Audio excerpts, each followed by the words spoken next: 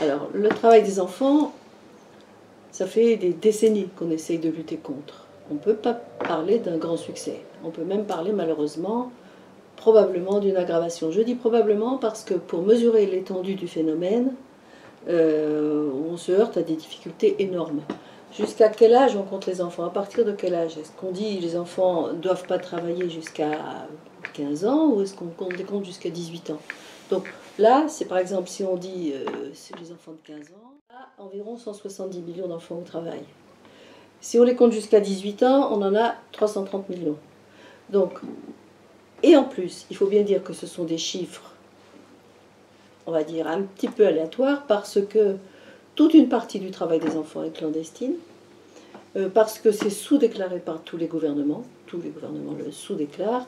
Par conséquent, on a une incertitude sur les chiffres qui est énorme, et qui peut varier du simple au double. Je prends juste un exemple. On pense qu'en Inde, on dit le chiffre habituel, c'est de dire rien qu'en Inde, il y a 60 millions d'enfants qui travaillent.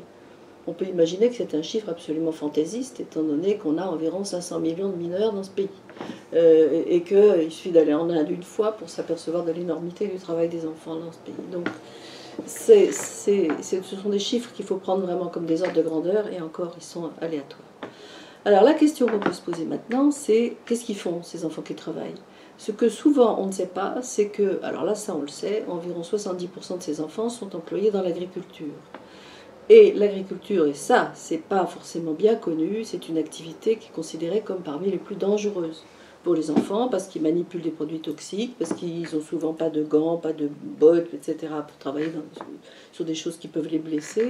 Et donc l'agriculture, c'est très dangereux pour les enfants. Et c'est donc les 70% de ces enfants qui travaillent. Les autres travaillent dans des mines, travaillent dans des garages, enfin dans toute l'économie informelle, travaillent aussi beaucoup dans l'artisanat, travaillent même dans l'économie formelle, par exemple dans les conserveries ou dans les usines où on fabrique des composants électroniques, des téléphones, etc. Bref, le travail des enfants, c'est multiforme et c'est partout, probablement aussi dans les pays du Nord, parce que par exemple j'ai vu une enquête sur la Grande-Bretagne où le travail des enfants n'est pas négligeable. Alors, donc qu'est-ce qu'ils font? Ils font toutes ces activités-là.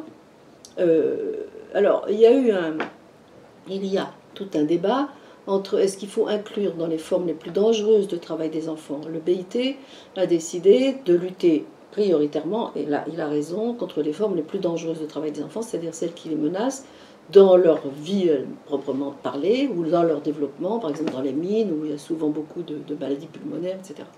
Ou alors quand ils travaillent sur des explosifs, ce qui est souvent le cas en Inde, où ils fabriquent des pétards, des choses comme ça qui peuvent exploser. Donc limiter et interdire progressivement toutes les activités qui les mettent en danger. Malheureusement, je dis, moi malheureusement, le BIT a mis dans les activités, dans les travaux dangereux que font les enfants, la prostitution des mineurs, qui est une activité criminelle. Donc un certain nombre de personnes, pas seulement moi, loin de là, mais l'UNICEF, pour lequel j'ai travaillé, dit non, non, non, on ne peut pas inclure l'exploitation sexuelle des mineurs, commerciale, dans les formes les plus dangereuses de travail des enfants. Il est évident qu'il faut lutter contre. Ce que fait le BIT d'ailleurs avec succès. Il a monté un programme depuis des années contre les activités les plus dangereuses de travail des enfants, mais il faut lutter contre la prostitution des mineurs sans pour autant l'inclure dans la notion de travail. C'est une activité criminelle. Cela dit, il faut lutter évidemment contre ça tout autant. Alors, comment lutter? La question ultime, c'est qu'est-ce qu'il faut faire? Qu'est-ce qu'il faut faire? Alors, il faut s'attaquer aux racines. Les racines du problème, c'est évidemment la pauvreté. Premièrement, si les familles envoient leurs enfants travailler, c'est à cause de l'immense pauvreté. Deuxièmement, c'est aussi à cause de l'école qui peut être inadaptée. Par exemple, quand les enfants, on leur fait la classe dans une langue qu'ils ne comprennent pas, ce que j'ai vu assez souvent, ou quand les programmes sont complètement inadéquats, ou parce que l'école est chère, pas seulement le coût de l'école proprement parlé, mais aussi des uniformes, ce qui arrive souvent dans des pays anglophones, etc., il y a des frais annexes. Donc si l'école est chère, si elle est inadaptée, si la famille est extrêmement pauvre, il est sûr que les enfants vont travailler et vont être exploités. Par conséquent, les remèdes contre cette situation portent sur les causes dont je viens de parler, c'est-à-dire mieux adapter l'école, la rendre gratuite, et ça, quoi que ce soit dans la Convention internationale sur les droits de l'enfant, c'est pas évident. de rendre l'école gratuite partout, avec les frais annexes dont j'ai parlé, lutter contre la pauvreté avec des programmes ciblés, ce qui n'est pas toujours le cas. Quand on arrose tout un pays avec des programmes qui ne sont pas suffisamment ciblés, ils sont peu efficaces, et faire en sorte que les enfants, en plus, je n'ai pas parlé des enfants qui sont pas dans les statistiques, donc on ne les connaît pas, c'est-à-dire les enfants qui n'ont pas d'état civil. Comment inscrire à l'école un enfant qui n'a pas d'état civil? Et ceux-là sont très nombreux. Donc en fait, il faut mener une sorte d'action politique multifacette, avec beaucoup d'aspects. C'est un travail qui est à la fois de l'économique et du social, mais qu'il est évidemment impératif de mener d'une façon en plus coordonnée entre un certain nombre de pays. J'ajoute que parmi les raisons qui font qu'on a des enfants exploités, il y a la guerre.